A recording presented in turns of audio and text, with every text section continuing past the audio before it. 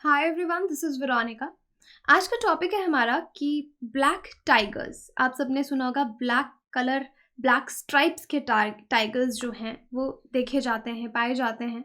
लेकिन वो एक वार्निंग क्यों साउंड करते हैं, किस तरह की वार्निंग है, ये हम डिटेल में डिस्कस करेंगे। अगर आपकी कोई भी क्वेरी हो आप मुझसे कनेक्ट कर सकते हैं सोशल मीडिया पे, because I feel together we can make a huge difference. चाहे फेसबुक, इंस्टाग्राम या टेलीग्राम पे।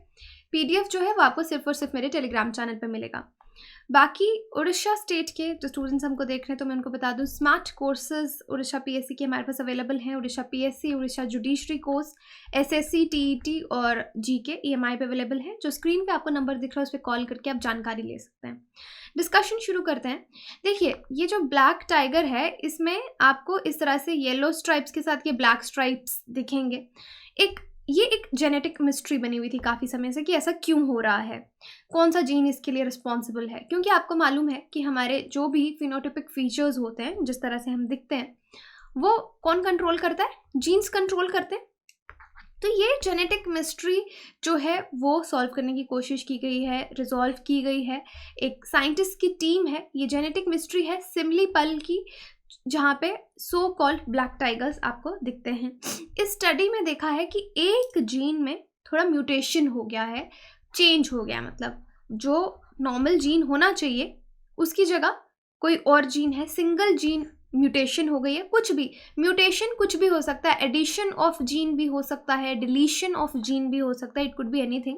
तो वहाँ पे चेंज हो गई है इन टाइगर्स में, इसलिए ब्लैक स्ट्राइप्स हैं और टाउनी बैकग्राउंड पे इनके स्किन पे आपको ये स्ट्राइप्स दिखेंगे।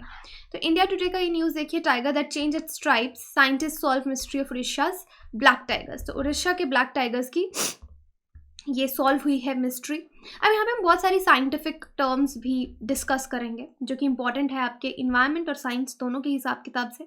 सिमलीपल देखिए यहाँ पे है, और सिमलीपल सेंचुरी यहाँ पे, और यहाँ पे नेशनल पार्क जिस एरिया की हम बात करें जहाँ पे टाइगर्स पाए जाते हैं। अब टाइगर्स का ये अलग सा जो डार्क स्ट्राइप है, ये पैटर्न है लाइट बैकग्राउंड पे। यूजुअली आपको वाइट टाइगर्स दिखते होंगे, गोल्डन टाइगर्स दिखते हैं, तो यहाँ पे ब्लैक स्ट्राइप है। ये एक रेयर पैटर्न वेरिएंट है स्ट्राइप्स का, और कैप्टिव और वाइल्ड पॉपुलेशंस दोनों में ही इसको ऑब्जर्व किया गया है। जो कैप्टिव आप जू में अगर देखते हैं टाइगर्स हैं उनमें भी, और वाइल्ड टाइगर्स में भी ये देखा गया है। अब इस चीज़ को हम क्या बोलते हैं? सूडोमेलेनिज्म। देखिए, मेलानिन एक पिगमेंट होता है लिविंग ऑर्गेनिजम्स में, टाइगर्स में है, ह्यूमंस में होता है, जो डार्क कलर देता है हमारी स्किन को। अगर आप देखते हैं सन में जाते हैं तो सन बर्न हो जाता है या स्किन डार्क हो जाती है। वो डार्क किस वजह से होती है कि हमारी जो बॉडी है वो क्या सिक्रीट करती है? मेलानिन, उसको सन से प्रोटेक्ट करने के लिए। तो ये डार्क पिगमेंटेशन जो होती है वो मेलानिन की वजह से होती है। तो टाइगर्स की इस ब्लैक स्ट्राइप की कंडीशन को नाम दिया जा रहा है सूडोमेलानिज्म, और ये ट्रू मेलानिज्म से अलग है। ट्रू मेलानिज्म थोड़ा अलग है क्योंकि उसमें मेलानिन सिक्रीट होगा, लेकिन यहाँ पे सूडो इसलिए कहा गया है क्योंकि यहाँ पे एक कंडीशन है। मेलानिज्म अगर आप देखेंगे वो कंडीशन है जहाँ पे high deposition melanin dark pigment का होता है, मेलानिन बहुत ज़्यादा डिपॉजिट होती है। लेकिन यहाँ पे इसका रीज़न एक जेनेटिक म्यूटेशन है, इसलिए इसको सूडोमेलानिज्म कहा गया है। अभी देखिए, ट्रू मेलानिस्टिक टाइगर्स, एक्चुअल में जिन टाइगर्स में मेलानिन बहुत सिक्रीट हो रहा है, जो एक्चुअल में मेलानिस्टिक हैं, वो अभी तक रिकॉर्ड नहीं किए गए हैं। लेकिन सूडो मेलानिस्टिक वंस जो हैं उनको कैमरा ने ट्रैप किया है। रेपिटेडली इस तरह के टाइगर्स हमको देखने को मिले हैं सिमलीपल में, और उड़ीसा की ये बात की जा रही है 2007 से ऐसे टाइगर्स देखे जा रहे हैं। 2017 में लॉन्च किया गया एक स्टडी अटेम्प्ट की गई कि इन्वेस्टिगेट किया जाएगा कि क्या जेनेटिक बेसिस है। देखिए, दो टर्म्स होते हैं, जीन लेवल पे कुछ हो तो हम उसको जीनोटाइप बोलते हैं, और किसी का कैरेक्टरिस्टिक्स, आउटसाइड कैरेक्टरिस्टिक्स कैसे हैं, फिजिकल कैरेक्टरिस्टिक्स कैसे हैं, उसको हम फिनोटाइप बोलते हैं कि अपीयरेंस दिखने में कैसा है, तो उसको फिनोटाइप कहा जाता है।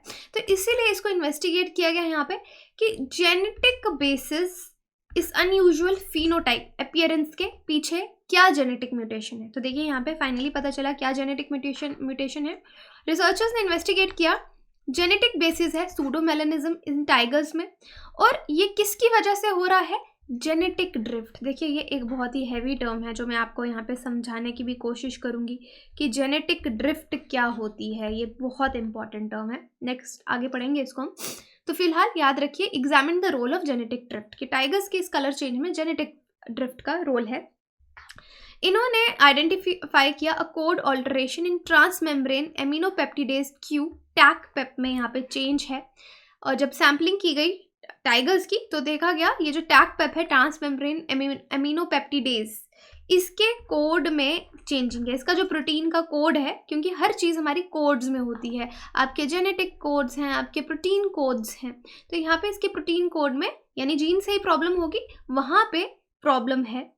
ये जो सैम्पलिंग है टाइगर्स की ये की गई है, टैक पेप यहाँ पे म्यूटेशन जो है टैक पेप PH454Y म्यूटेशन यहाँ पे देखा गया है। इसको, ये फैक्ट है, आप याद रख सकते हैं। अब देखिए, सैम्पल्ड इंडिविजुअल्स अलग अलग जगह से लिए गए, इंडिविजुअल जीनोटाइप्स देखे गए। तो देखिए वाइल्ड से 1 to 5 सैम्पल्ड इंडिविजुअल्स यहाँ पे कैप्टिव और वाइल्ड में कितने कितने लिए गए, और प्रेजेंट टाइगर रेंजेस हैं जहाँ जहाँ से ये सैम्पल्स लिए गए, क्योंकि सब सैम्पल्स को चेक करेंगे तभी पता चलेगा, उनको कंपेयर करेंगे कि कहाँ कौन से जीन में प्रॉब्लम है। अब रिसर्च टीम, एक इकोलॉजिस्ट हैं डॉक्टर उमा रामकृष्ण, उन्होंने कहा कि endangered species exist today in small populations. जो एंडेंजर्ड स्पीशीज हैं, जिनको भी एंडेंजर्ड का स्टेटस मिला है, क्योंकि पॉपुलेशन की वजह से मिला, उनकी पॉपुलेशन कम हो गई है, तो बहुत ही स्मॉल पॉपुलेशन में प्रेजेंट हैं अब और आइसोलेटेड हैं। और इसलिए जहाँ पे छोटी पॉपुलेशंस होती हैं वहाँ पे हमको जेनेटिक ड्रिफ्ट ज़्यादा देखने को मिलती है, वहाँ पे इसका इफ़ेक्ट जेनेटिक ड्रिफ्ट का हमको ज़्यादा दिखता है। तो अब देखिए जेनेटिक ड्रिफ्ट क्या है। पहले मैं आपको बता दूँ कि हमारे कोई भी जीन्स होते हैं ना, तो हम उसको कैसे लिखते हैं। सपोज़ कि टॉलनेस, कोई लंबा होगा या छोटा होगा, उसके जीन्स हैं, उसका जीन है, तो उसको हम T, capital T, small t लिखेंगे, ठीक है। अब इसके 2 वेरिएंट्स हैं इस जीन के, जिसको हम वेरिएंट्स को क्या बोलते हैं, एलील्स। ओके, जीन के वेरिएंट को यहाँ पे लिख देती हूँ, वेरिएंट ऑफ जीन, इसको कहा जाता है एलील। तो दैट मीन्स ये डोमिनेंट एलील है, कैपिटल T। स्मॉल t को हम रिसेसिव एलील बोलते हैं। अब डोमिनेंट रिसेसिव का मतलब है कि अगर ये T ये डिसाइड कर रहा है कि कोई लंबा होगा, स्मॉल t रिसेसिव ये डिसाइड कर रहा है कि कोई किसी का हाइट छोटा होगा, शॉर्ट होगा। अगर ये इस कॉम्बिनेशन में आते हैं, कैपिटल T स्मॉल t, तो जो डोमिनेंट है वो अपने आप को एक्सप्रेस करेगा, तो आगे जो इंडिविजुअल है वो लंबा होगा। कैपिटल T आते हैं तो इसका क्या मतलब है, अगेन जो इंडिविजुअल है वो लंबा होगा, टॉल होगा, डोमिनेंट जीन्स है। लेकिन अगर किसी में जीन्स इस तरह से एक्सप्रेस होते हैं, स्मॉल t, ऐसे 2 एलील्स, छोटी वाली रिसेसिव एलील्स आ जाती हैं, तो मतलब वो इंडिविजुअल की हाइट शॉर्ट होगी। ये समझ गए आप कि जीन्स को कैसे लिखते हैं और डोमिनेंट रिसेसिव जीन का क्या मतलब है। अब यहाँ पे हम टर्म यूज कर रहे हैं जेनेटिक ड्रिफ्ट, कि जेनेटिक ड्रिफ्ट क्या है। इसमें बेसिकली जो फ्रीक्वेंसी है इन एलील्स की, एलील फ्रीक्वेंसी पॉपुलेशन की पूरी, वो चेंज हो जाती है ओवर अ जेनरेशन, और किसी एवोल्यूशन की वजह से नहीं, चांस, रैंडमनेस की वजह से चेंज हो जाती है। छोटे पॉपुलेशंस में चेंज हो जाएगी तो वहाँ पे जेनेटिक ड्रिफ्ट आएगी। थोड़ा सा मैं यहाँ पे आपको और समझाने की कोशिश करती हूँ कि आप देखिए कि सपोज ये एक पॉपुलेशन है, ये एक पॉपुलेशन है। अब पॉपुलेशन में यहाँ पे, अब मैं आपको हार्डी विंगबर्ग एक रूल होता है उसकी बात नहीं करूँगी। जैसे अगर कोई P हो गया आपका, P हम नॉर्मली बोलते हैं आपके डोमिनेंट जीन्स को, और Q से हम डिनोट करते हैं आपके रिसेसिव जीन को। तो हार्डी विंगबर्ग रूल आपका कहता है कि P + Q जो है वो हमेशा 1 होना चाहिए। तो हमारे पॉपुलेशन में एलील फ्रीक्वेंसी कैसी होती है, जैसे P = 0.5, Q = 0.5, मतलब एलील्स बराबर बराबर बनती रहती हैं। जितनी कैपिटल T होगी उतनी स्मॉल t भी होगी। जस्ट रैंडम एग्जांपल देके आपको समझा रही हूँ। लेकिन धीरे धीरे बाय चांस, क्योंकि ये सब रिप्रोडक्शन का खेल है, क्रॉसिंग ओवर किस तरीके से हो रही है, इस पॉपुलेशन में क्या होने लगता है, जब ये P Q 0.5 = 1, ये नॉर्मल पॉपुलेशन का ऐसा होना चाहिए। लेकिन धीरे धीरे ये फ्रीक्वेंसी एलील्स की कैसे चेंज होती है कि अगर आपका डोमिनेंट जीन्स जो हैं वो कम हो गए, 3 हो गए, तो Q कितना हो जाएगा, क्योंकि अल्टीमेटली 1 होना चाहिए, तो 0.7 हो जाएगा। फिर आपका नेक्स्ट जो है, डोमिनेंट जीन्स आपके 0.2 हो गए, रिसेसिव जीन्स आपके 0.8 हो गए, ठीक है। फिर एक टाइम आएगा डोमिनेंट जीन आपका बिल्कुल वेरिएशन यहाँ पे खत्म हो जाएगा, 0 हो जाएगा, और Q आपका 10 हो जाएगा। तो ये एलील्स जब चेंज होते हैं तो इसको हम क्या बोलते हैं, जेनेटिक ड्रिफ्ट आना। तो यही रीज़न है, और ये स्मॉल पॉपुलेशंस में ज़्यादा देखने को मिलता है, क्योंकि जब पॉपुलेशंस बहुत ज़्यादा होंगी, बड़ी पॉपुलेशन होगी, वहाँ पे इसका फ़र्क नहीं पड़ेगा। खैर ये बहुत ही बायोलॉजिकल कॉन्सेप्ट है, क्योंकि हमने यहाँ पे जेनेटिक ड्रिफ्ट यूज़ किया, तो एटलीस्ट थोड़ा सा जिस्ट मैंने आपको इसकी देने की कोशिश की है कि जेनेटिक ड्रिफ्ट क्या होता है, किस तरह से हम इसको बोलते हैं कि एलील फ्रिक्वेंसी चेंज हो जाती है। तो ये आपकी एलील फ्रिक्वेंसी है डोमिनेंट और रिसेसिव जीन्स की, जो पॉपुलेशन के टाइम पे चेंज हो जाती है। जैसे ओके, एक चीज़ मैं आपको और यहाँ पे समझाती हूँ कि ब्लैक टाइगर है, ओके। वैसे आपका टाइगर क्या होता है, येलो, ओके, येलो। सपोज इसका कलर ये डिसाइड कर रहा है, एक पर्टिकुलर जीन, नॉर्मल मैं आपकी बात कर रही हूँ। और स्मॉल जो वाई है, ये आपका ब्लैक कलर के लिए है। जस्ट रैंडम एग्जांपल दे रही हूँ, येलो। अगर वाई वाई आएगा तो टाइगर येलो होगा, वाई स्मॉल वाई होगा, टाइगर येलो होगा। लेकिन सोचो ये वाई और वाई आए तो टाइगर ब्लैक होगा, और ये वाई का फ्रीक्वेंसी पॉपुलेशन में इंक्रीज होने लग जाए तो क्या होगा, आपके ज्यादा टाइगर्स ब्लैक आने लग जाएंगे, ओके। ये इसके कितने चांसेस है मैं आपको आगे बताऊंगी, लेकिन this is how it works. अब ब्लैक टाइगर्स रेयर क्यों हैं, क्योंकि म्यूटेंट्स आर जेनेटिक वेरिएशंस, क्योंकि ये टाइगर एक म्यूटेंट है, ये जेनेटिक वेरिएशन है जो अचानक से हो गई। ऐसा होना था, ये कहीं एवोल्यूशन में नहीं था, इतना फ्रीक्वेंटली ये नहीं होता है, बाय चांस कभी हो जाता है।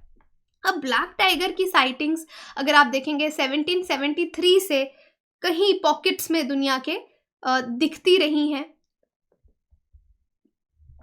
अलग अलग क्लेम्स अलग अलग जगह से आए। म्यांमार में 1913 में दिखा, चाइना में 1915 में दिखा, 1993 में भी कहीं दिल्ली नेशनल म्यूजियम में इसकी बात हुई, और अनफॉर्चुनेटली अनयूजुअल अपीयरेंस की वजह से इनको मारा भी ज़्यादा जाता था, तो इसलिए इनकी पॉपुलेशन इतनी ज़्यादा इंक्रीज नहीं हुई।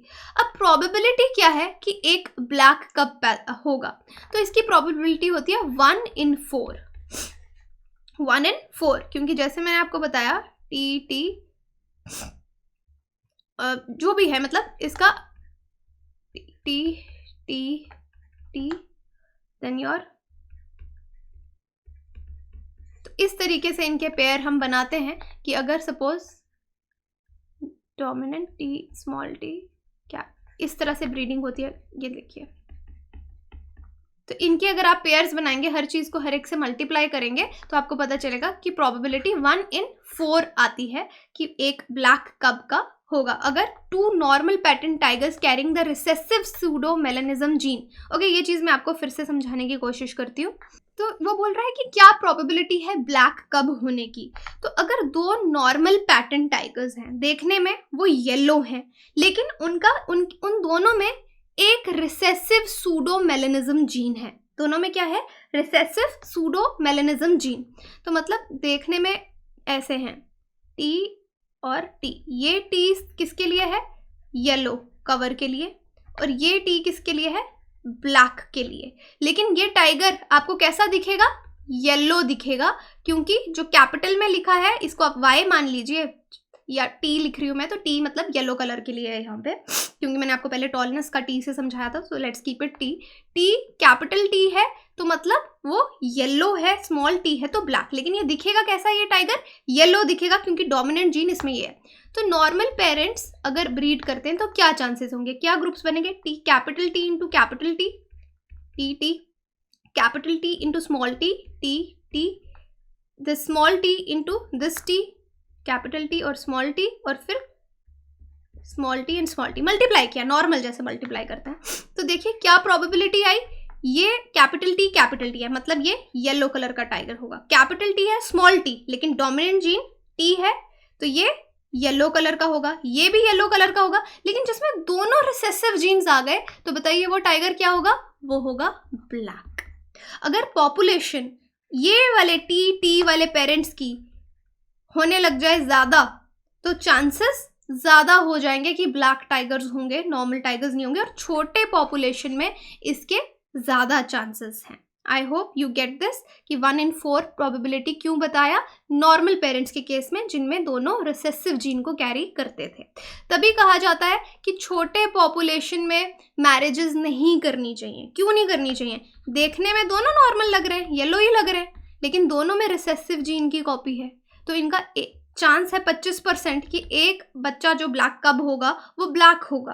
तो सपोज ह्यूमंस में भी यही चीज़ होती है कि सेम पॉपुलेशन में जब सेम क्लोज फैमिलीज में शादी की जाती है तो वहाँ पे कोई जेनेटिक डिजीज होने के चांसेस ज़्यादा रहते हैं। तभी कहा जाता है कि अनरिलेटेड जो रिलेटिव्स ना हो उनमें शादी करनी चाहिए, बिकॉज वहाँ पे चांसेस किसी बीमारी के प्रोपोगेट होने के, रिसेसिव जीन का प्रोपोगेशन रुक जाता है। तो अगर पॉपुलेशन टाइगर्स की बहुत ज़्यादा होगी तो ओके, किसी में अगर ये रिसेसिव जीन आ भी जाएगा तो किसी में बाकी में रिसेसिव जीन नहीं होगा, बहुत कम चांसेस होंगे कि उसमें ये म्यूटेशन नहीं है, तो वहाँ पे ब्लैक जीन्स आना टाइगर्स में कम हो जाएगा। लेकिन स्मॉल पॉपुलेशन में जेनेटिक ड्रिफ्ट होने का चांस ज़्यादा रहता है। तो रिसेसिव जीन्स आर रेयर, तभी मैंने आपको कहा इस तरह के जीन आना, इनको हम रिसेसिव जीन्स बोलेंगे, ये इकट्ठे आना बहुत रेयर होता है। 2 unrelated tigers will carry the same one and pass it on together to a cub, ये होना भी बहुत रेयर है। So in an ideal tiger world, far-ranging individuals are never short of choices for partners, make succession of black tigers a rarity। तो इसलिए इस तरह के टाइगर्स का साथ आना, ब्लैक टाइगर्स होना एक रेयरिटी बनाता है। आई होप इसके पीछे का ये बायोलॉजिकल सिस्टम आपको समझ आया होगा। तो इसलिए एक्सेप्शनल सर्कमस्टांसेस हैं कि ब्लैक टाइगर जो है वो अपना पॉपुलेशन और भी ज़्यादा इंक्रीज कर सके। अब जेनेटिक ड्रिफ्ट के 2 कॉन्सिक्वेंसेस होते हैं, एक होता है बॉटल नेक इफेक्ट, एक होता है फाउंडर इफेक्ट। फाउंडर इफेक्ट को क्या होगा कि बहुत सारे ब्लैक टाइगर्स हैं, ओके, वो एक नई जगह चले जाते हैं, 20 ब्लैक टाइगर्स को हम एक जगह इंट्रोड्यूस कर देते हैं, तो वहाँ पे बहुत ज़्यादा चांसेस हैं कि जो नेक्स्ट इंडिविजुअल्स होंगे वो ब्लैक टाइगर होंगे। तो वहाँ पे जो येलो जीन है उसका ख़त्म होने का डर रहता है, तो इसको फाउंडर इफेक्ट बोलते हैं।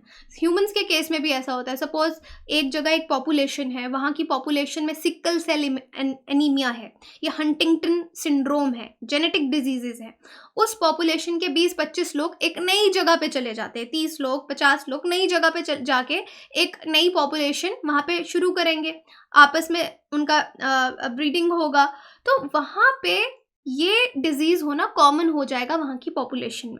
तो ये फाउंडर इफेक्ट है। बॉटल नेक में भी ऐसा ही होता है। बॉटल नेक क्या होता है, इस तरह का शेप का है कि सपोज यहाँ पे पहले बहुत डाइवर्सिटी है लेकिन जेनेटिक ड्रिफ्ट हो गई, यहाँ पे ब्लैक टाइगर्स आपके ज़्यादा आने लग गए तो सिर्फ ब्लैक टाइगर्स ही पास करेंगे, बाकी पॉपुलेशन सर्वाइव नहीं करेगी, तो फिर वो ब्लैक टाइगर्स ही रहेंगे, एक जीन जो डाइवर्सिटी है वो ख़त्म हो जाएगी। So this is how genetic drift works. I think बहुत ज़्यादा बायोलॉजी हो गई, बट यहाँ पे ये चीज़ें समझना, जितना आपको समझ आए आप समझिए, नहीं आए तो आप सोशल मीडिया पे कांटेक्ट कीजिए, मैं आपको समझाऊंगी। लेकिन मैंने यहाँ पे आपको सिंपल लैंग्वेज में समझाने की कोशिश की है कि जीन्स की वजह से किस तरह से recessive dominant genes, genetic drift की वजह से ये ब्लैक कोट रिस्पॉन्सिबल है टाइगर्स के लिए। ओके, तो यहाँ पे यही चीज़ आप देख सकते हैं कि रिसेसिव ट्रेट्स, अनरिलेटेड इंडिविजुअल, ये 2 अनरिलेटेड इंडिविजुअल्स हैं, ये 2, ओके, ये आपका एक रेगुलर स्ट्राइप्स हैं येलो और ये ब्लैक, जो मैं आपको टी करके समझा रही थी। तो सपोज मैं इस येलो वाले को कैपिटल T बोल रही थी, ब्लैक वाले को स्मॉल t बोल रही थी, तो इन्होंने किस तरह के टाइगर्स को मेट करवाया है, बोल रहे हैं कि एक पॉपुलेशन है, जैसे इसको हम टी लिखेंगे कि इनके पास ब्लैक जीन की म्यूटेशन है और ये नॉर्मल है, तो उस पॉपुलेशन में क्या होगा, देखिए रिसेसिव ट्रेट एक जगह आ रहा है कि सिर्फ रिसेसिव कब्स हैं जिनमें रिसेसिव ट्रेट है, लेकिन यहाँ पे अनरिलेटेड इंडिविजुअल्स हैं, तो ये जीनोटाइप बनेगा कैपिटल T स्मॉल t, ये कैपिटल T। ओके, तो यहाँ पे आप यूजुअली देख सकते हैं कि किस तरह के रेगुलर स्ट्राइप्स और सूडोमेलेनिस्टिक आएंगे। तो these are unrelated individuals, these are related individuals, ये वाले। ओके, तो यहाँ पे आप देख सकते हैं कि क्या हुआ है। अब जो सिम्लीपल के म्यूटेंट्स हैं, इनको बहुत बार, जैसे मैंने आपको बताया, अलग अलग टाइम पे इनको कैमरा ट्रैप किया गया है। अब ये टाइगर्स कहाँ पे मिले हैं, नंदनकनन, भुवनेश्वर, चेन्नई, रांची, अलग अलग जूलॉजिकल बायोलॉजिकल पार्क में देखे गए हैं। तो देखिए, जेनेटिक ड्रिफ्ट की वजह से यहाँ पे फाइनल टेक अवे हमको यही समझ में आता है कि Similipal is not the only example of intense founding bottlenecks. तो यहाँ पे फाउंडर इफेक्ट या बॉटलनेक इफेक्ट यहाँ पे देखने को मिल रहा है, ना ही एक ऐसी एग्जाम्पल है, क्योंकि जो भी एंडेंजर्ड स्पीशीज है उनका पॉपुलेशन कम है। टाइगर्स के केस में ये सामने आया है, लेकिन हो सकता है बाकी जगह पे भी जहाँ पे हमने एंडेंजर्ड स्पीशीज को इंट्रोड्यूस कराया है, जेनेटिक लेवल पे वहाँ पे एक चेंज हो रही हो, जो हमें अभी नहीं विजिबल होगी, क्योंकि फिनोटिपिक उसको अपीयरेंस में दिखते दिखते टाइम लग जाता है। लेकिन हो सकता है ह्यूमन इंड्यूस्ड हैबिटेट फ्रेगमेंटेशन की वजह से बहुत सी पॉपुलेशंस में जेनेटिक चेंजेस आ रही हों, जो इकोसिस्टम के लिए अच्छी नहीं भी हो सकती, क्योंकि यहाँ पे रिसेसिव जीन्स आपके एक्टिव हो रहे हैं, और बहुत सारे जीन्स जो इम्पॉर्टेंट हैं, डोमिनेंट जीन्स यूजुअली ज़्यादा बेहतर रहते हैं, यूजुअली, बट ऐसा नहीं है। तो वहाँ पे, लेकिन यहाँ पे हम लॉस ऑफ जेनेटिक डाइवर्सिटी देख रहे हैं। हो सकता है आने वाले समय में अगर इस तरह के ब्लैक टाइगर्स, ये फाउंडिंग बॉटलनेक इफेक्ट हमको दिखे, तो येलो जीन जो है डोमिनेंट वही खत्म हो जाए, ये वाला बायोडाइवर्सिटी जो है, ये जेनेटिक डाइवर्सिटी ही हम लूज कर दें। तो यहाँ पे यही वार्निंग की बात की गई है, जो टाइगर्स में फिलहाल सामने आई है, बट प्रॉबेबली बाकी की एंडेंजर्ड स्पीशीज में भी ऐसा हो सकता है। तो स्टडी की यहाँ पे ज़रूरत है, that the time bomb is ticking. अब यहाँ पे क्वेश्चन आपके लिए, the term M stripes is sometimes seen in the news in context of captive breeding of wild fauna, maintenance of tiger reserves, indigenous satellite navigation system, security of national highways. तो आप मुझे comment section में बता सकते हैं, या फिर आप टेलीग्राम पे इसको अटेम्प्ट कीजिए पोल में, वहाँ पे आपको इसका आंसर भी मिल जाएगा। बाकी आप हमारी साइट विजिट कर सकते हैं, एप्लीकेशन डाउनलोड कर सकते हैं कोर्सेज की जानकारी के लिए। Thank you so much.